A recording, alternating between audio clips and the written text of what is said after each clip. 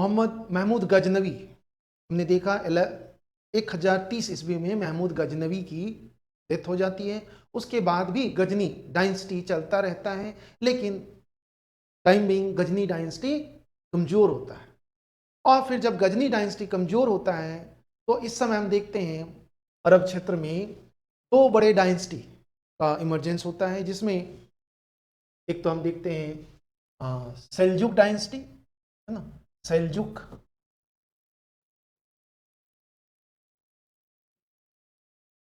ये मेनली ये ईरान वाले क्षेत्र में सेल्जुक डायनेस्टी।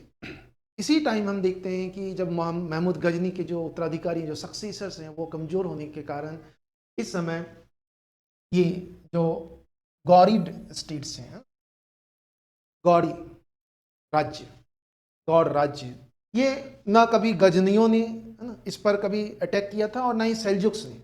मेनली जब गजनी का साम्राज्य था उसी समय सेल्जुक भी एक डायनेस्टी था।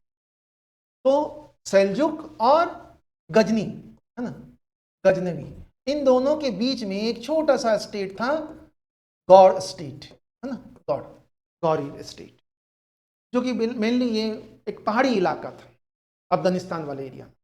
ना कभी सेल्जुक्स ने और ना कभी गजनियों ने इस पर अपना डोमिनेंसी, लेकिन महमूद गजनवी ये बहुत पहले से एक इंडिपेंडेंट स्टेट की तरह काम कर रहा था, बहुत पहले से। ये देखेंगे तो 8th सेंचुरी से ही, 8वीं शताब्दी से ही गौरीड एक स्टेट था। लेकिन यहाँ जो बड़े बड़े इस्लामिक स्टेट्स थे उसके नज़र से ये बिल्कुल दूर था, और ना ही यहाँ इस्लामिक धर्मांतरण हुआ था। लेकिन जब महमूद गजनवी गजनी साम्राज्य का रूलर बना तो इसने गौड़ स्टेट वाले लोगों को, वहाँ के जो लोगों को, उनको कन्वर्ट कराया इस्लाम में, और फिर उन पर एक तरह से डोमिनेंसी एस्टैब्लिश कर। लेकिन जैसे ही महमूद गजनी की डेथ होती है, फिर गौड़ वाले रीजन पर गजनियों का डोमिनेंसी कम होती जाती है, और यही वो समय जब गौड़ स्टेट का इमरजेंस होता है। और जब गजनी बिल्कुल इसके सक्सेसर कमजोर होते हैं तो फिर यही गौड़ स्टेट वाले, है ना, गौड़ स्टेट में यहां देखें तो कौन सा डायनेस्टी है, संसबानी डायनेस्टी, संसबनी डायनेस्टी, संसबनी, ये मुख्य रूप से इनका जो राजवंश है, जो गौड़ राज्य है, गौड़ क्षेत्र है, वहां जो डायनेस्टी रूल करता है वो डायनेस्टी का नाम है संसबनी डायनेस्टी। तो संसबनी डायनेस्टी ने ही फाइनली गजनी डायनेस्टी को रिप्लेस कर दिया। गजनी डायनेस्टी का जो अंतिम शासक था, लास्ट रूलर, बहराम शाह, जिसको संसबनियों ने समाप्त कर दिया। इसी संसबनी डायनेस्टी का ही एक रूलर था अलाउद्दीन हुसैन शाह, जिसने जो लास्ट गजनी रूलर था बहराम शाह, उसको मार दिया और उसके राज्य को लूट लिया, गजनी राज्य को। और इस तरह से संसबनी एक स्वतंत्र, एक इंडिपेंडेंट स्टेट के फाउंडर, रूलर बन गए, संसबनी डायनेस्टी, अलाउद्दीन हुसैन। इसी संसबनी डायनेस्टी के ही शासक हुए थे मुइजुद्दीन मोहम्मद गौरी।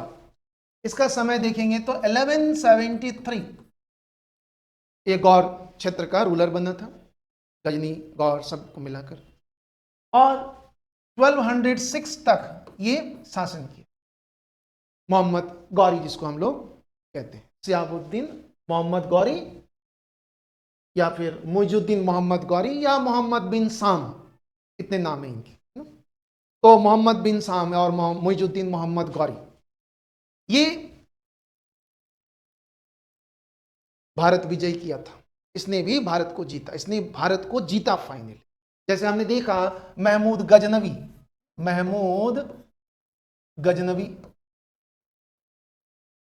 इसने लगभग इस टाइम से लेकर इस टाइम तक 17 बार भारत पर अटैक किया था। और उसके बाद इस समय से लेकर देखेंगे इस टाइम तक 1175 तक भारत में फिर कोई आक्रमणकारी उस तरह का नहीं आया जो भारत को जीत सकता है।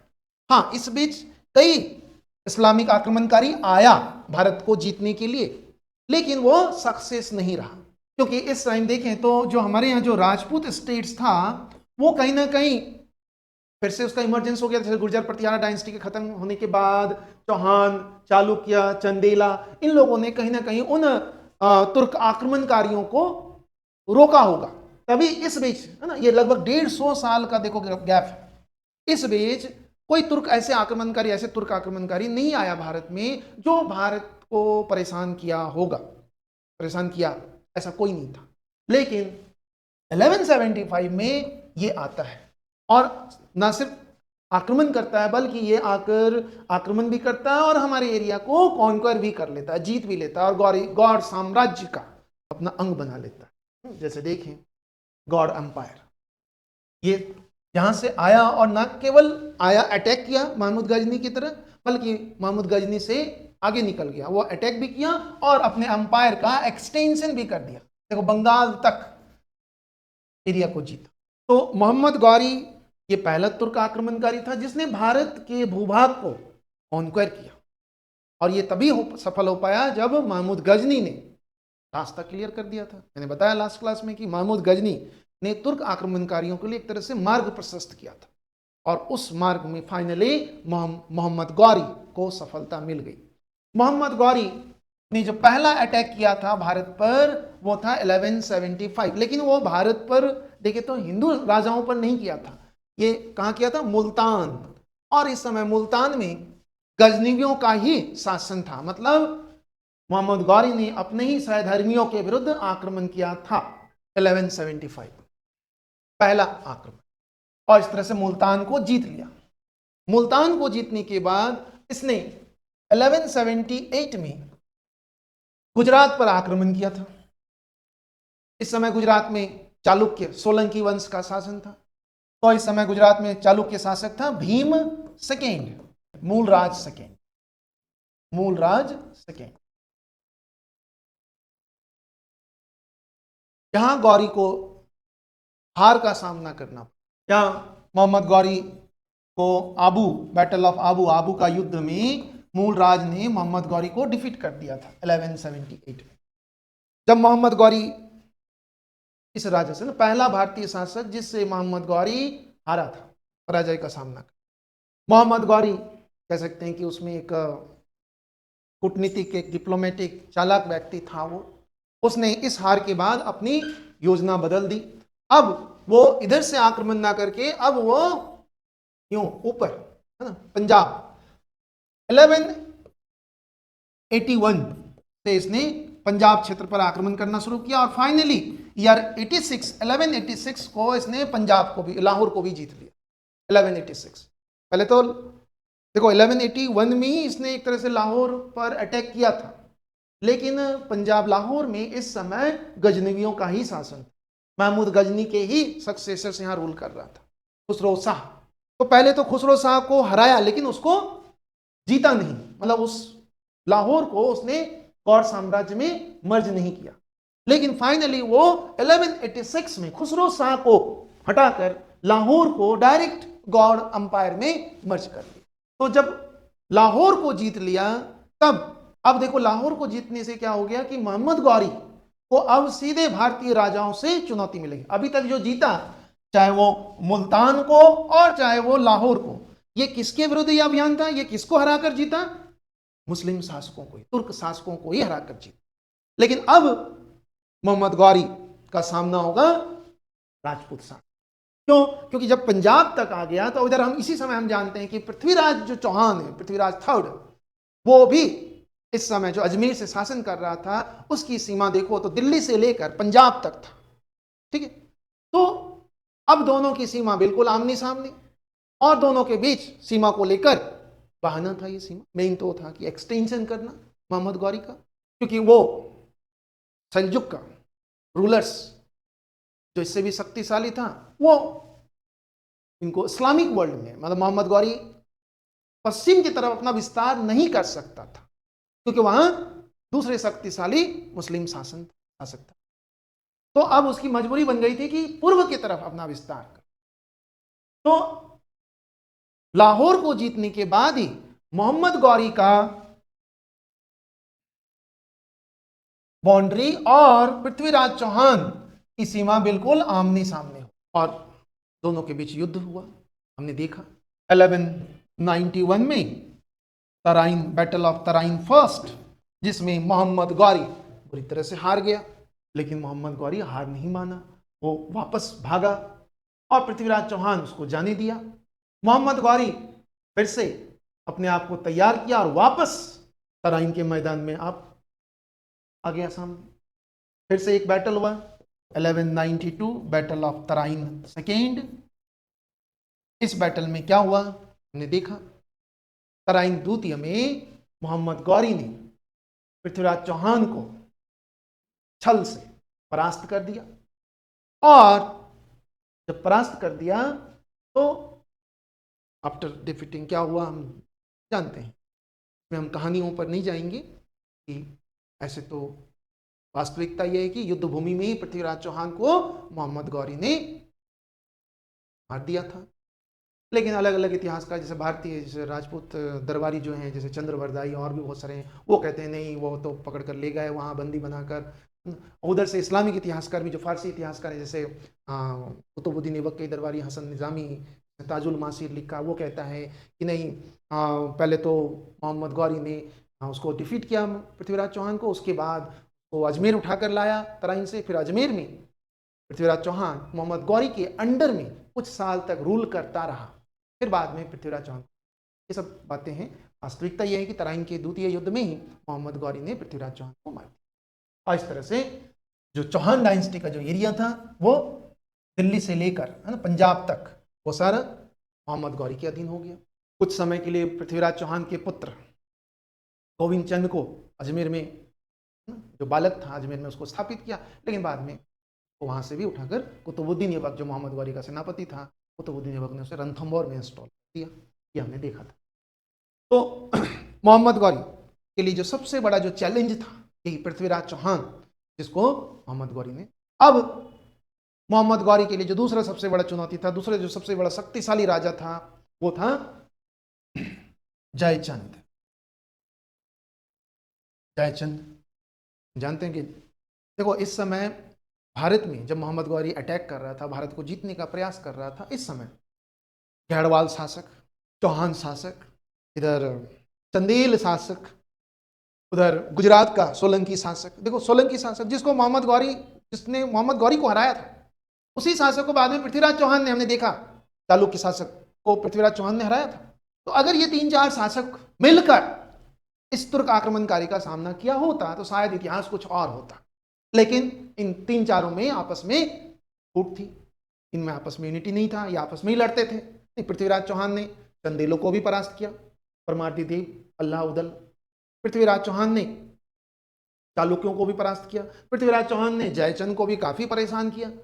ये 3-4 शासक अगर मिल जाता इस समय तो मोहम्मद गौरी कभी नहीं जीत पाता भारत। लेकिन इन चारों में आपस में दुश्मनी थी, और यही वजह था कि जब मोहम्मद गौरी पृथ्वीराज चौहान के साथ लड़ रहा था तो बाकी दूसरे शासक, जयचंद और चालुक्य शासक और चंदेल शासक, किसी भी तरह का मदद नहीं किया। तो मोहम्मद गौरी ने 1 बाय 1 भारतीय शासकों को डिफीट किया और उनके एरिया को कॉन्क्वायर किया। तो जयचंद को भी परास्त किया। जयचंद को 1194 में बैटल ऑफ चंदावर में डिफीट किया। जयचंद भी हार गया। गढ़वाल ये भी बहुत शक्तिशाली था, बंगाल तक इनके अधिकार में था, लेकिन जयचंद भी हार। तो मोहम्मद गौरी का ये बैटल जो था, बैटल ऑफ चंदावर, चंदावर का युद्ध, यह मोहम्मद गौरी का भारत में अंतिम युद्ध था। उसके बाद मोहम्मद गौरी वापस अपना जो उसका मदरलैंड था, गौड़, वहां चला गया और भारत विजय के लिए अपने गुलामों को, जो उनके सेनापति थे, उनको सौंप दिया कि भाई अब तुम भारत विजय। तो इस समय देखें तो मोहम्मद गौरी के जो गुलाम थे वो थे कुतुबुद्दीन ऐबक,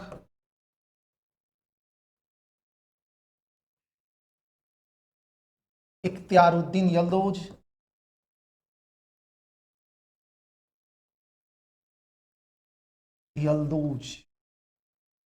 और नासिरुद्दीन कुवाचा।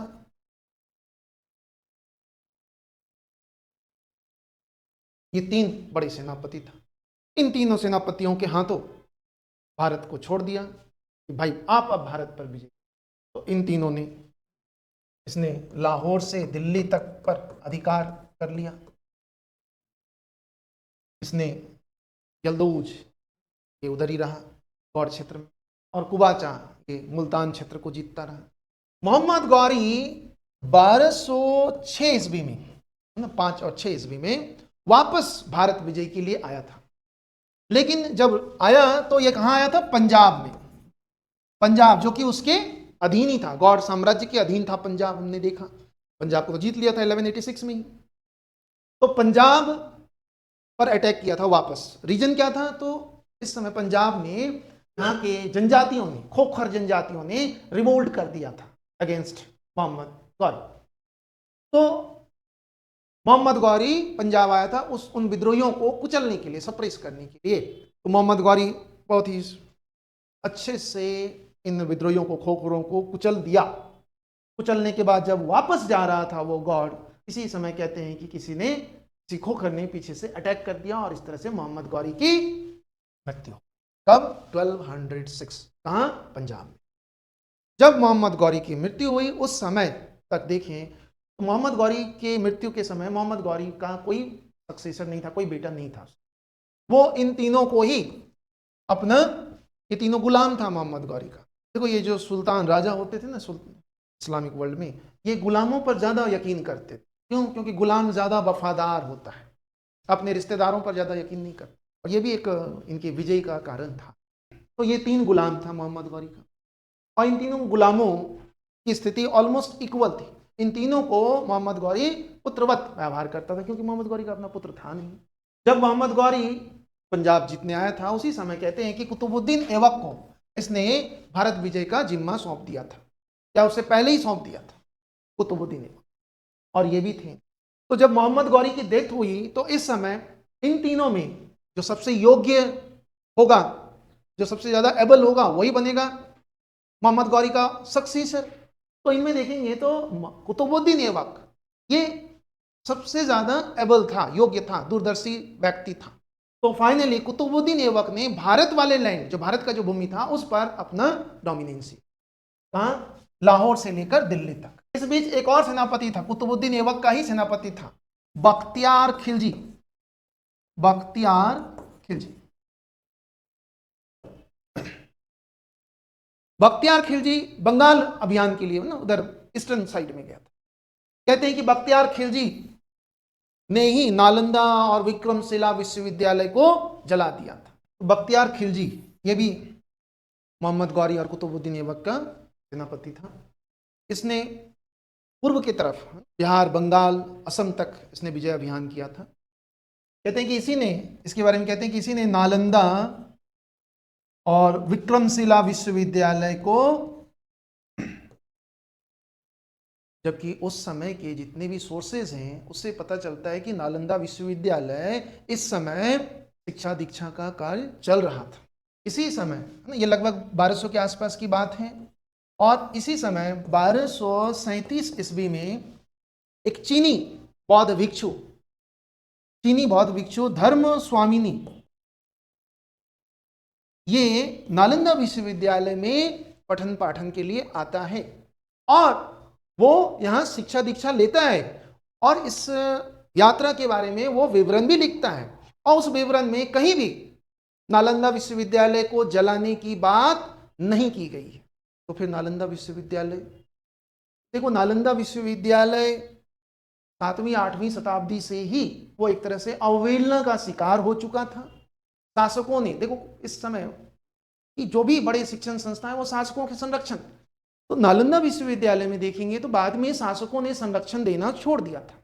और तो और जो कन्नौज के जो गढ़वाल शासक थे उन्होंने तो नालंदा विश्वविद्यालय, नालंदा क्षेत्र पर आक्रमण कर, है ना, क्षति पहुंचाने की भी कोशिश की थी, ऐसा हमें जानकारी भी मिलती है। खिलजियों की, है ना, बख्तियार खिलजी के आक्रमण से पहले भी नालंदा विश्वविद्यालय को यहाँ के शासकों ने ही नुकसान पहुंचाने की कोशिश की थी। और दूसरा, नालंदा विश्वविद्यालय को यहाँ के शासकों का संरक्षण नहीं मिला, इसीलिए नालंदा विश्वविद्यालय।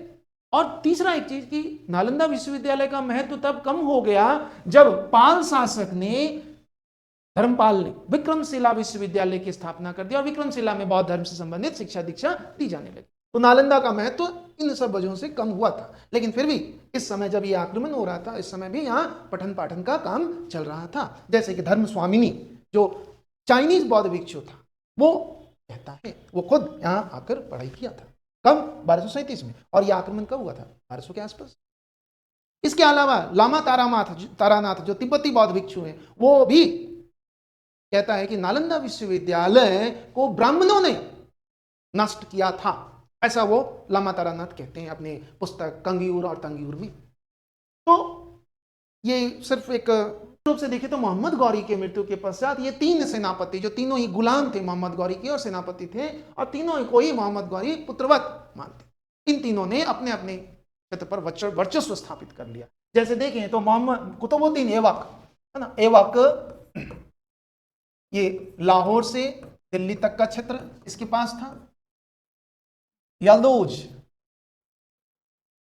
इसका क्षेत्र गजनी वाले क्षेत्र, गौर गजनी, और कुवाचा जब मोहम्मद गौरी की मृत्यु हुई तब की स्थिति बता रहा हूं, ये मुल्तान वाले क्षेत्र पर विजय अभियान कर रहा था। जैसे ही मोहम्मद गौरी की मृत्यु हुई, इन सब ने अपने अपने क्षेत्र में स्वतंत्र घोषित कर अपने आप को ही मोहम्मद गौरी का उत्तराधिकारी घोषित कर दिया।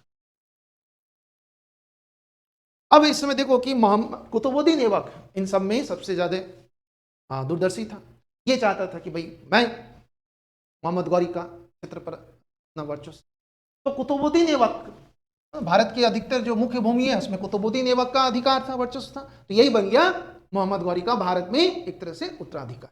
और यल्दौज और कुबाचा, ये यल्दौज गजनी वाले क्षेत्र में और कुबाचा मुल्तान वाले, और इस तरह से कुतुबुद्दीन ऐबक ने भारत में दिल्ली सल्तनत को एस्टेब्लिश किया, दिल्ली सल्तनत की स्थापना कर दिया 1206। कुतुबुद्दीन ऐबक इसके संस्थापक।